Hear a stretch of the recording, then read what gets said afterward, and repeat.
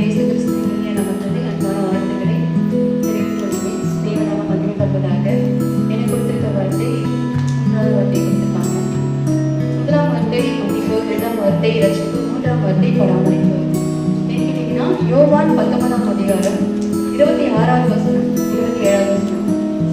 அப்பொழுது இயேசு தம்முடைய தாயையும் அருகே நின்ற தமக்கு அன்பாயிருந்த சீஷரையும் கண்டு தம்முடைய தாயை நோக்கி, ஸ்திரீயே, அதோ உன் மகன் என்றார். பின்பு அந்த சீஷனை நோக்கி, அதோ உன் தாய் என்றார்.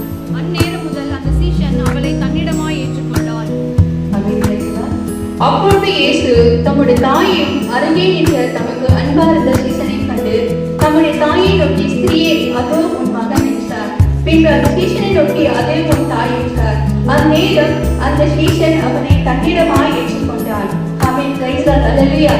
என்ன சொல்லிட்டாங்க பார்த்தீங்கன்னா, சிலுவையில் பிறந்த இந்த வார்த்தை 3வது வார்த்தை என்னன்னு பார்த்தா பராமரிப்பு. இந்த பராமரிப்பு என்ன பார்த்தீங்கன்னா, நம்ம ஆண்டவராக இயேசு கிறிஸ்து சிலுவையில் சொன்ன ஒவ்வொரு வார்த்தையும் ஒவ்வொரு காலத்தையும் நம்ம வாழ்க்கையை கற்றுக் கொடுத்ததா இருக்கிறது.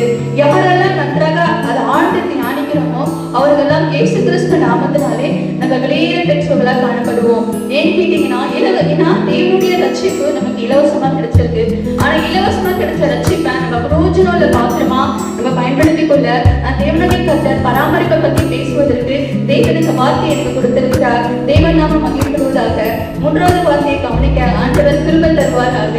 தேவன் அவருடைய சொல்லி முடியாத எங்களுக்கு ஸ்தோத்திரம். நான் இதற்காக தேவன் நான் ஸ்டார்ட் டைம் நீக்க சொன்னதுனால உடனே பார்க்க முடியாத போச்சு. ஆனா தேவன் இந்த வார்த்தைகளை தேவன் நாமே ஆஸ்வதிக்க நான் சொல்லிட்டேன். கிறிஸ்து அன்பை விட்டு நம்மை பிரித்தவென்றார்.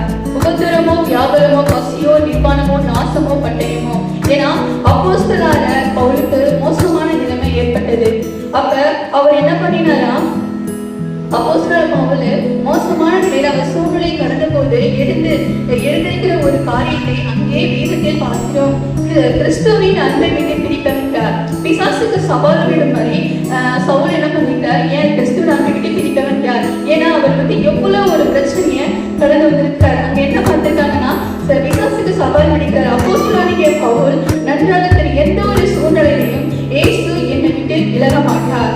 நன்றாக அவர் ஆவியிலே என்ன பண்ணிட்டு அறிந்திருக்கிறார். இயேசு அறிகிற அறிவு அவருக்கு நன்றாக இருந்திருக்கு. ஏன்னு கேட்டீங்கன்னா, அதே போலதான் நம்மளுடைய ஜனங்கள் நாம இயேசு அறிகிற அறிவு நம்மளுக்குள்ள இருந்தா தேவன் நம்ம நடக்க போற ஒவ்வொரு விஷயத்தையும் தேவன் நம்மளுக்கு வெளிப்படையாக சொல்லுவார். தேவன் நாம மகிமைப்படுவதாக.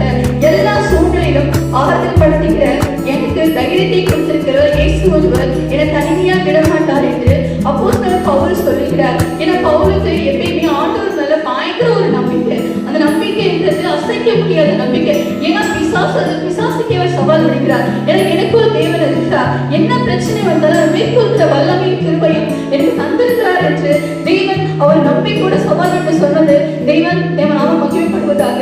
எனக்கு துணிகிற ஏசப்பா சொல்லுகிறார் என்னன்னா, தேவ ஆவியானவர் பவுலுக்கு தைரியமான ஒரு தைரியத்தையும் ஒரு தன்னம்பிக்கையும் உள்ள ஒரு கிருபையை அவருக்கு தன்னைத்தானே அவருக்கு என்ன பண்ணிருக்கார், கொடுத்திருக்கார். அதை அவரை பெற்றுக்கொண்டு அந்த தைரியமா இருப்பதனால எனக்கு துணியாமல் இருக்கவன் என்னை ஒரு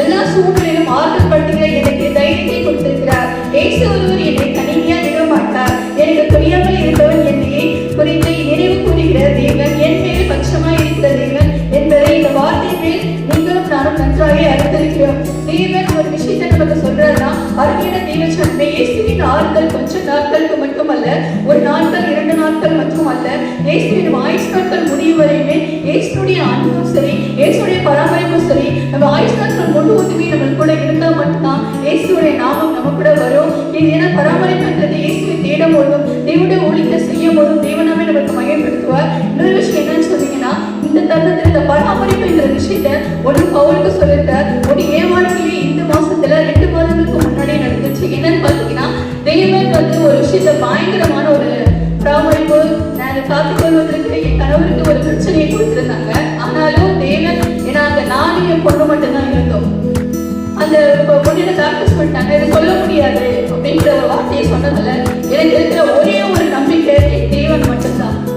ஏசப்பா, உங்கள்கிட்ட எனக்கு யாருமே கிடையாது. ஏன்னு கேட்டீங்கன்னா, இந்த வாழ்க்கையை நீங்க கொடுத்தீங்க. இவ பவுல் சொன்னது போலதான் நானும் என் தேவனிட்ட அன்னைக்கு நானும் என் மகளும் வேணும் போராடி ஜெபிக்கிறதுனால. ஆனால் நார்மல் ஆப்போசிட்ல உங்க ஹஸ்பண்ட் பொழைச்சாலும் பொழைக்கலாம், பொழைக்காம விட்டாலும் போகலாம் என்று கையை விடுத்து விட்டார்கள். ஆனா நான் ஒரே ஒரு வார்த்தை தான் சொன்னேன், இயேசுப்பா இதை நீங்க கொடுத்த வார்த்தை, இதுவரை இயேசுப்பா உங்க ரட்சிப்பை கொடுத்திருந்தீங்க, ரட்சிப்பு உம்முடையது, என் கணவனை உயிரோடு மீட்டு தருவது உங்களுடைய கருத்தை நாங்க ஒப்புவிக்கிறேன்னு சொல்லிட்டு நானும் என் பிள்ளையுமே மன்றாடி பதறி முழங்கால் படிட்டு ராத்திரி பகலா அந்த ஹாஸ்பிட்டல் வீட்டு போகவே இல்லை. அவர் 4 மணி நேரத்துக்கு அப்புறம் தான் கண்மணிச்சார். அப்பதான் இயேசுப்பா நாம் மகிழ்ப்படும்படியா தேவன் மறுபடியும் அந்த ஜீவனை கொடுத்து பவுல் சொன்னது போல பிசாசுக்கு எனக்கு விட்டு நிலுங்க, பிசாசுக்கே சவால் விட்டது போல நானும் இயேசுப்பா எனக்கு யாருமே இல்லை, நீங்க மட்டும்தான் இருக்கீங்க, இந்த வாழ்க்கையை நீங்க காப்பாத்தி கொடுங்கன்னு சொன்னது போல பவுலுக்கு இருக்கிற அதே ஒரு அபிஷேகமும் ஒவ்வொரு வல்லமையும் எனக்கு தேவங்களை கொடுக்க வேண்டும் என்று அவரு போராடியது போல நானும் அந்த இந்த தருணத்திலே போராடுவேன். ஏன்னா நான் இந்த மாதிரி பிரச்சனை எனக்கு வருமா என்று எனக்கு தெரியாது. ஆனாலும் தேவன் இந்த பிரச்சனையில இருந்து எனக்கு எதிர்த்து நிற்கிறதுக்கு திராணி உள்ளவர் பார்த்துக்குமா, என் கணவரை பாதுகாக்க என் தேவன் திருப்பி கொடுத்ததுனால இதையே இது கூட நான் நினைக்கிறேன். ஏன்னு கேட்டீங்கன்னா பராமரிப்புன்றது ஒரு தருணத்தில் நம்ம விழுத்து போத்தட்டதா இருக்கும். அப்ப இருக்கும் போது தேவன் இது நம்ம வெளியே கொண்டு வரதா இல்லையான்னு சொல்லிதான் நம்ம வந்து பார்க்கிறோம். அதுலதான் சொல்றாரு அனலகை கஷ்ட வார்த்தை சொல்லிக்கிறது. யோவான் 16:8 பாருங்க, 14ஆம் அதிகாரம் 18ஆம் வசனம். அப்ப நான் சொல்லியிருப்பா, நான் உங்களை திக்கெட்டுல விடையிட்டு அது உங்களுக்கு வலிமை சொன்ன வார்த்தை அந்த இடத்துல எனக்கு இயேசுப்பா சொன்னார், எனக்கு திக்கெட்ட பிள்ளையா எனக்கு இயேசுப்பா, எனக்கு யாருமே இல்லை, எனக்காக போராடுறதுக்கு யாருமே இல்லை இயேசுப்பா, இந்த போராட்டத்துல இந்த வருஷத்துல வந்திருக்கு, ஆனாலும் இதை மேற்கொள்ற திரும்ப எனக்கு கொடுங்கன்னு சொல்லிட்டு அந்த இடத்துல நாங்க ஜெபிக்கும் போது தேவன் அபிஷேகம் வல்லமை கொடுத்து அந்த விஷயத்துல எனக்கு விடுதலையாக திரும்ப செய்கிறார். அவர் நான் திக்கெட்டுல விடையேன் உங்களிடத்தில் வரவேற்ற தேவன், உலகத்துல நம்மளை விட்டு யார் வேணா போலாம், உத்தார் முனிவர் யாரோடு கடந்து போகலாம், தேவன் நம்மளை சார்ந்து அவரை சார்ந்து இருக்கும்